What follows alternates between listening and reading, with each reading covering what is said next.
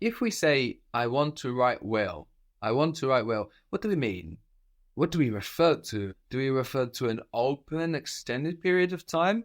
Or do we refer to a closed period of time? I want to write well.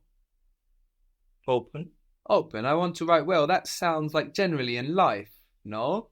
The word for well is kala. Καλά. Kala, obviously related to good, no? Kalos, kali, kalo.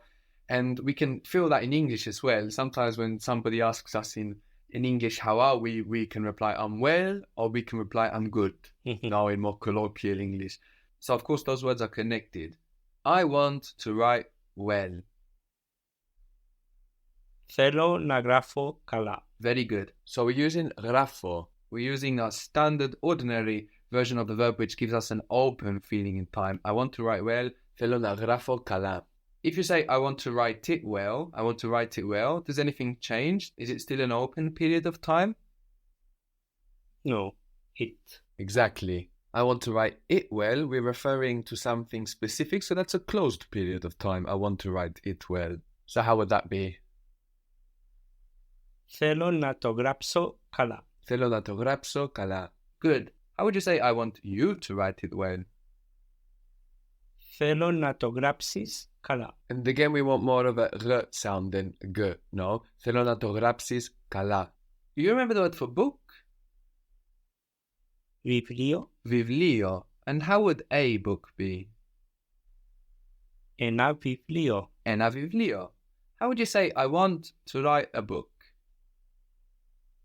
Θέλω να γράψω ένα βιβλίο. Very good. Θέλω να γράψω ένα βιβλίο. So the first thing you ask yourself is this open or closed? To write a book. Closed. Θέλω να γράψω ένα βιβλίο. Books is βιβλία. The plural, βιβλία, books. Βιβλία. I want to write books. And you mean I want to be a book writer. I want to be somebody that writes books. Θέλω να γράφω βιβλία. Θέλω να γράφω βιβλία. And with that γράφω, with that open, ongoing feeling, we understand I want to be somebody that writes books. I want to be a book writer. The word for two, like the number two in Greek, is δύο. Δύο. Δύο. This is delta, which looks like a D or a triangle in capitals, U, and then O. So the U in Greek, when it's not in combination, like in AU giving us av or af, or EU giving us ev or f, the U, not in combination by itself, gives us an I sound. So D-U-O, dio. That's where we got duo from in English. It was just misunderstood in English. In English, they took a dio, no, and it looks like a duo, and they took that and used that to describe, a set of two, usually in music, a musical duo, for example.